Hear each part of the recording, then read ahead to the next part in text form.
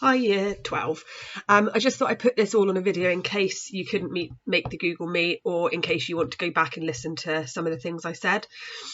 So today's lesson, you're going to have a go at this assessment, which obviously doing it remotely is quite tricky. I have to trust that you're going to time yourself, that you're not going to look at things and so on. So give it your best shot, be honest with yourself, time yourself. Obviously, if you need to do a bit of revision before, I'm going to say that I need this in by the end of the day. So if you want to spend a bit of time revising and then use a different hour to actually do the exam, that's absolutely fine. So basically, the questions are all on this PowerPoint. And you can print them, obviously, if you need to. Ideally, you'll just write the answers to the questions and type them up. So you'll just type the answers, because then I can mark it a lot easier remotely. So the first question, you've got a resource. The resource shows you different places in North Norfolk. So that North Norfolk is a place that experiences rapid coastal erosion because it's low-lying, it suffers from epeirogeny, so it's sort of tilting into the sea, and it's made up of quite soft rock.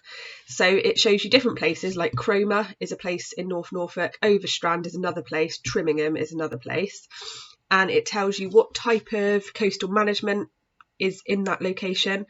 And then the graph shows you the average rate of coastal recession in metres per year. So that's how many metres per year the coast is eroding. And then the question says, study figure 3A, explain how variations in the rate of coastal recession in North Norfolk may provide evidence for the different approaches to coastal management. So you need to use the resource. You've got 6 marks. So you need to, ideally, you would talk about at least 2 of those places or 3 of those places and use the figures, use the information in the resource as the evidence. So you're going to make a point. So, for example, in Trimmingham, there is really high levels of active erosion.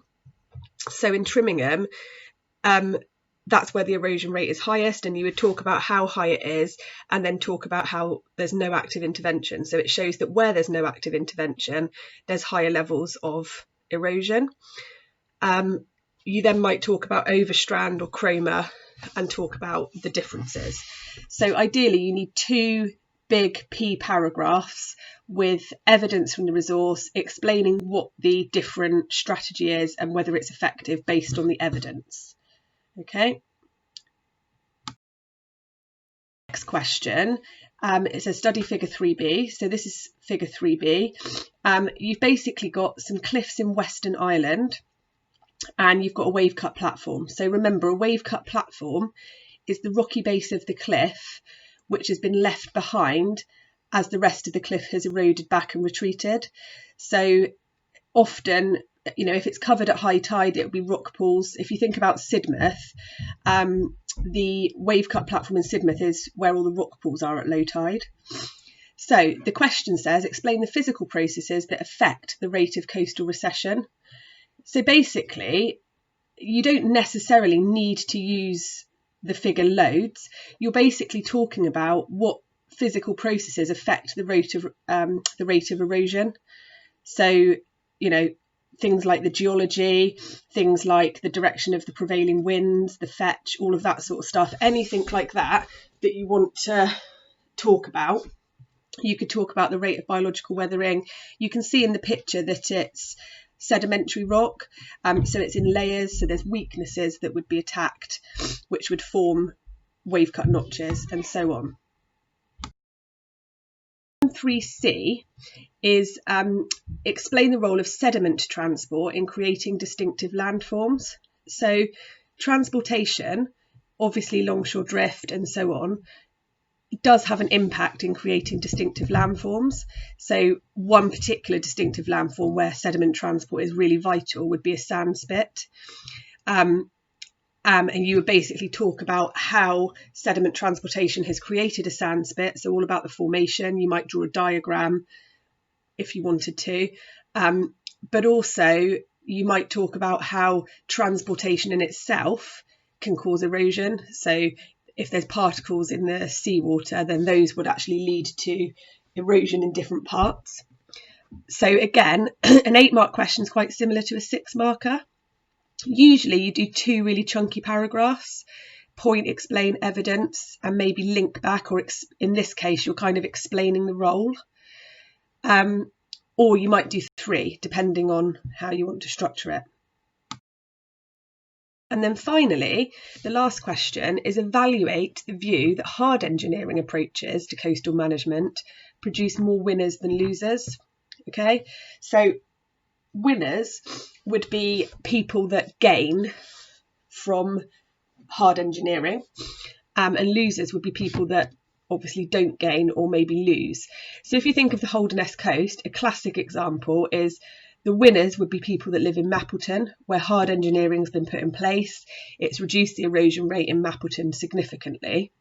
However, places further south have suffered because of terminal groin syndrome, and you could talk about Sewell's Farm and so on. You could also talk about Sediment, where the winners would be the business owners in Sediment and so on, whereas the losers potentially would be the residents on top of Pennington Point.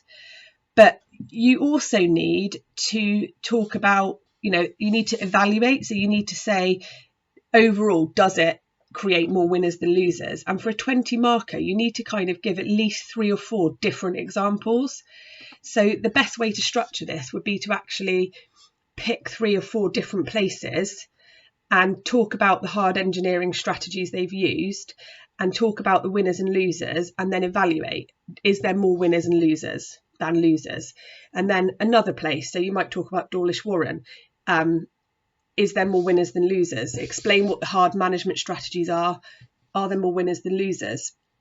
You might talk about Holderness, you might talk about Sediment, you could even talk about the Maldives and the land reclamation, so the creating of a new island near Mali, the capital, and what the winners and losers are there as well.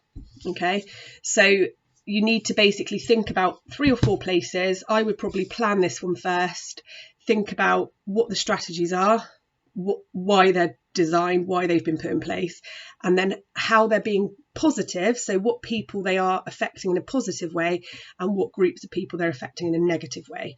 And then at the end of the essay, you would sum up by saying, overall, I believe that hard engineering approaches create more winners than losers, or I disagree, I actually think hard engineering approaches create more losers than winners, and then just justify your point. Okay, the whole exam should only take 45 minutes, so you need to be really strict on your time. But due to the nature of this, you are going to have time to plan. And obviously, if you have any questions, you can email me. I'll be online most of the day. Okay, thank you.